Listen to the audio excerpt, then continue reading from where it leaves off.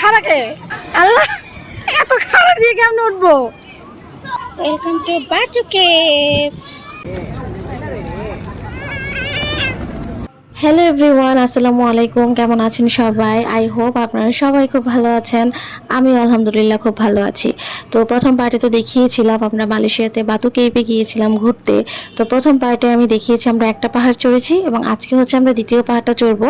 এবং দ্বিতীয় পাহাড় চড়ার আগে সেখানে আরও অনেকগুলো দর্শনীয় স্থান রয়েছে, অনেকগুলো ভিলাস রয়েছে।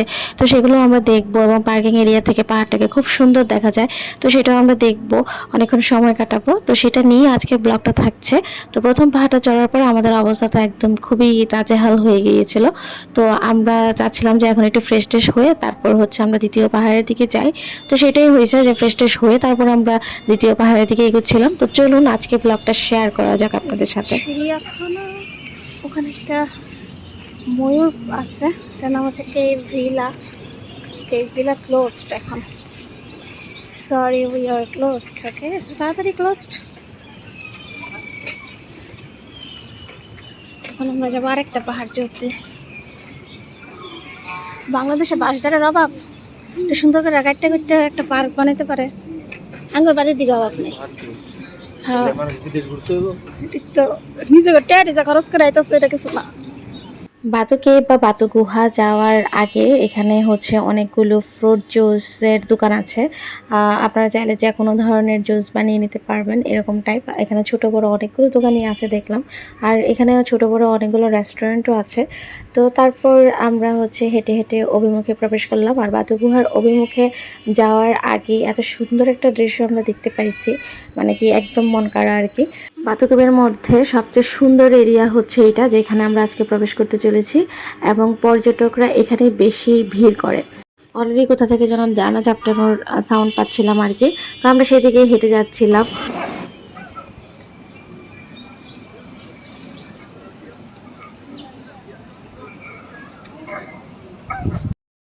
খাইতো না হুদাই কিনা লাভ নাই।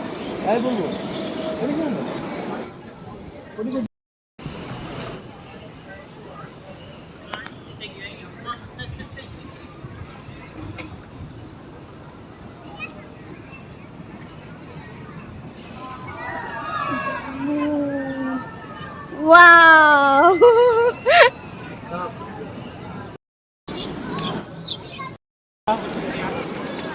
হ্যাঁ অবশ্যই। ও মা, এত খারাকে আল্লাহ, এত খারাপ দিয়ে কেমন উঠবো? আমি এটা খেয়ালই করি না, আমি ভাবছি এটা ছবি। এমন এটা সিঁড়ি।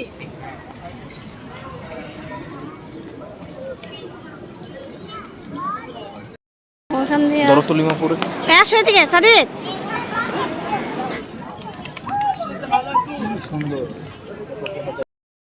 ওয়াও, পাখি সব পুরে চলে গেছে সাদিদ। আবার ধরো, আবার ধরো। পাখি তো সব উড়ে চলে যায়, তোমাকে দেখে সবগুলো পাখি উড়ে যাচ্ছে। হে, দেখছো দেখছো, বাবু পাখিকে খাওয়াচ্ছে। তুমিও খাওয়াবা সাদিদ?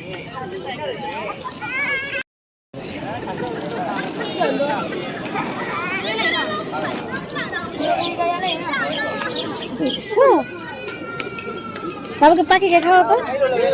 ওয়াও,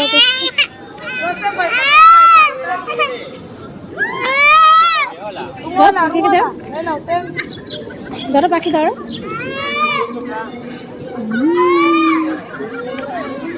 পাখিকে দাও,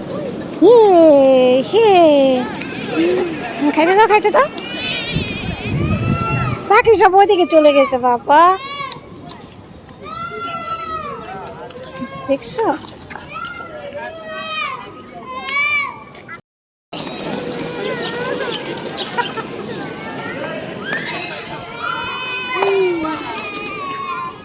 দিবা না?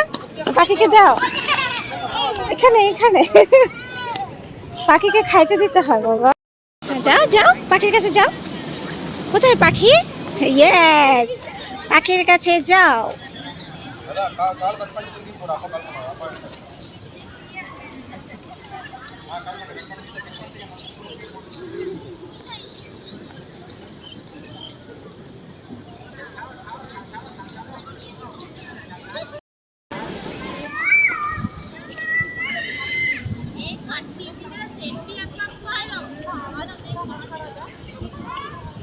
Welcome to Batu Caves. Welcome to Batu Caves. ওই যে পাখি, আসো পাখির কাছে যাই, আসো। সাদিক, সাদিক, হেই।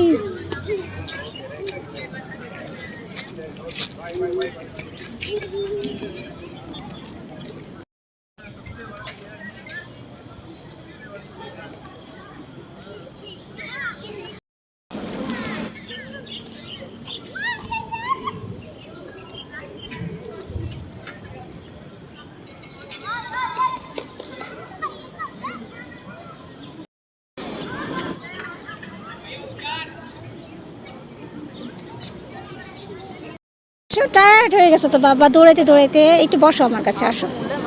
বাতুকে ঘুরতে গিয়ে যেটুকু জানতে পারছি, এটা নাকি 40 কোটি বছরের পুরনো একটা গুহা। তো এটা নাকি বৈজ্ঞানিকভাবেও প্রমাণিত। আর এটা সামনে যেই মূর্তিটা দেখতে পাচ্ছেন, এটা নাকি মুরুগানের মূর্তি। মুরুগান হচ্ছে শিব এবং পার্বতীর ছেলে। আর এই মূর্তিটা বানানো হয়েছে, এটা ইন্ডিয়ান একজন লোক বানিয়েছেন, ওনার নামটা আমি এখন ভুলে গেছি।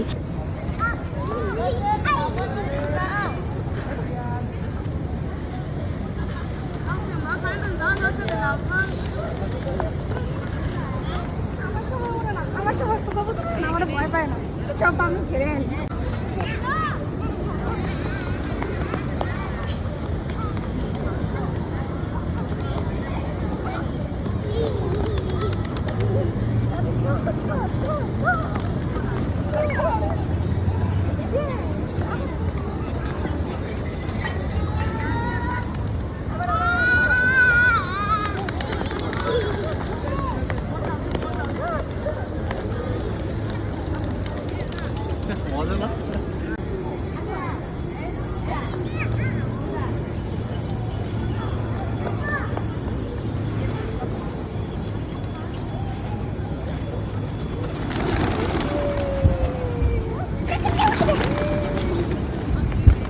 Oh, nice.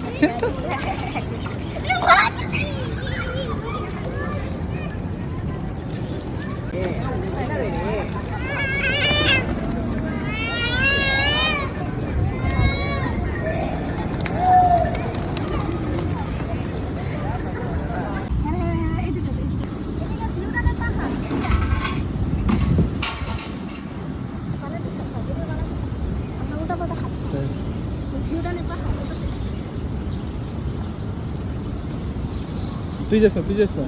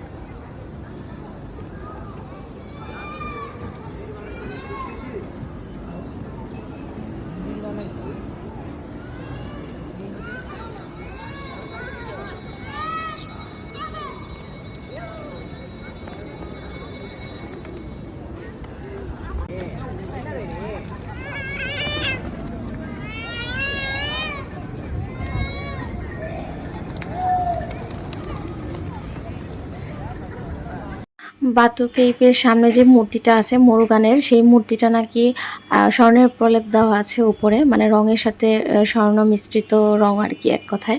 তো সেটা নাকি থাইল্যান্ড থেকে নিয়ে আসা হয়েছে, এবং এইটা অনেক বছর ধরে এভাবে দাঁড়িয়ে আছে এবং অনেক সুন্দর, মানে কালারটা একদম অক্ষত অবস্থায় আছে। তো এই তো আর অনেকক্ষণ ঘোরাঘুরি করছে, ওখানে একটু একটু বৃষ্টির ভাব হচ্ছিল, সেই জন্য মানুষজন একটু কমে গিয়েছিল। সবাই রেস্টুরেন্ট আছে ওখানে ওখানে ঢুকে গেছিল। তো এই তো পাহাড়টা এত সুন্দর কালারফুল সামনে থেকে দেখতে, বাট আমার খুব ইচ্ছা ছিল, কিন্তু বেবি নিয়ে আমার এত উপরে ওঠা সম্ভব না। এখানে 272টা সিঁড়ি রয়েছে।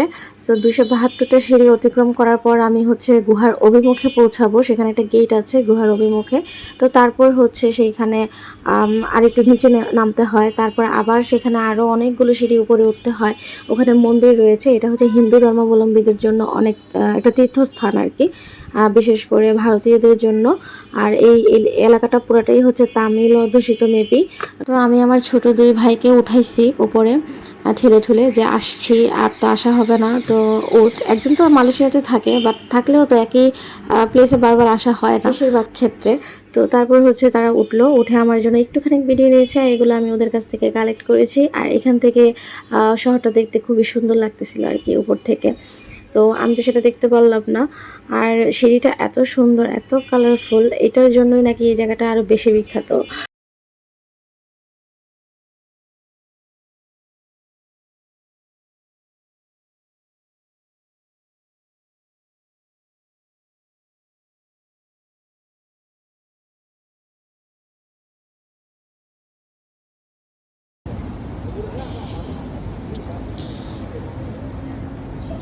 ওয়াও, জো। এটা আমার লাইফে দেখা সর্বপ্রথম যে এত বছরের পুরনো ঐতিহাসিক একটা স্থান আমি দেখতে পারছি নিজের চোখে। তো সেটাই আর কি। তো এটা আমার খুবই ভালো লাগছে। আর উপরে উঠে দেখতে পারলে আরও ভালো লাগতো। বাতু গুহার যে সৌন্দর্যটা সেটা নাকি উপরে উঠলেই দেখা যায়। তো এই তো। আর এখান থেকে আসার সময় সন্ধ্যা হয়ে গেছে। সন্ধ্যা বলতে রাতের 8টা বেজে গেছে তখন। আর বৃষ্টি হচ্ছিল অনেক। তো আমরা মেট্রো স্টেশনে আসছিলাম যে মেট্রো দিয়ে যাব, বাট মেট্রো থেকে হচ্ছে মানে মেট্রো স্টেশন থেকে আমাদের হোটেলটা হচ্ছে একটু দূরে। তো হেঁটে হেঁটে যাওয়ার মতো এনার্জি ছিল না, যেহেতু পাহাড় বেরিয়েছি অনেক ঘন্টা ধরে। কার বুক করে নিছি। তারপর হচ্ছে ওই যে টুইন টাওয়ার দেখা যাচ্ছে। অলমোস্ট আমরা চলে আসছি। অনেকটুকু জার্নি, আমি ঘুমিয়েও গিয়েছিলাম। আর সবচেয়ে মজার ব্যাপার হচ্ছে আমাদের ড্রাইভার হচ্ছে রাস্তা ভুল করছিল। তো ওইখানে রাস্তা ভুল করা মানে অনেকটুকু রাস্তা ঘুরে আসা। তো অনেকটুকু রাস্তা উনি ঘুরে আসছে, ভালো হয়েছে, আমরাও নতুন নতুন জায়গা দেখতে পারছি। তো এই তো আমরা চলে আসছিলাম ওই দিনের মতো। বাতুকেব ঘোরা শেষ। এটাই হচ্ছে বাতুকেবের লাস্ট ব্লগ আমার জন্য। আশা করি আপনারা আমার মতোই এনজয় করেছেন। আর ভিডিওগুলো ভালো লাগলে অবশ্যই লাইক, কমেন্ট, শেয়ার এবং সাবস্ক্রাইব করবেন আমার ইউটিউব চ্যানেলটাকে। আর যারা পেজ থেকে দেখছেন পেজটাকে লাইক অ্যান্ড ফলো করে দিবেন। নিয়মিত লাইক কমেন্টস করবেন আমার সাথে কানেক্টেড থাকার জন্য। পরবর্তী ব্লগগুলো দেখার আমন্ত্রণ রইল। Stay connected, stay happy. ধন্যবাদ। আসসালামু আলাইকুম।